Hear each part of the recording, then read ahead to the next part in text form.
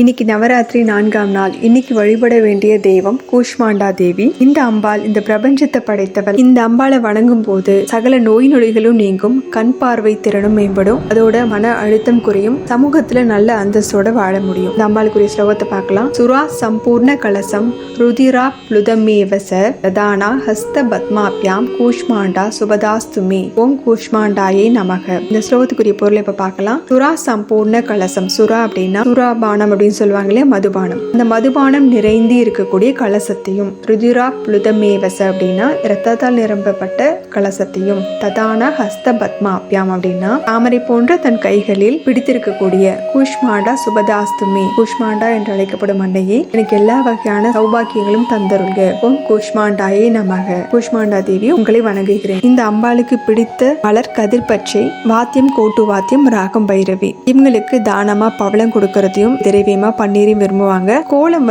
அச்சது இருக்கு இல்லையா, அதை வச்சு படிக்கட்டுல கோலம் போடுறது இவங்களுக்கு பிடித்தமானது. நைவேத்தியமா கதம்ப சாதம் பிடிக்கும். இவங்களுக்கு வைக்கக்கூடிய பொட்டு அரகஜால வச்சா அதுவும் ரொம்ப பிடிக்கும். இந்த ஸ்லோகத்தை சொல்ல முடியலனாலும் ஓம் கூஷ்மாண்டாயி நமக அப்படின்னும், ஓம் ரோஹிணி நமக அப்படின்னும் சொல்லலாம்.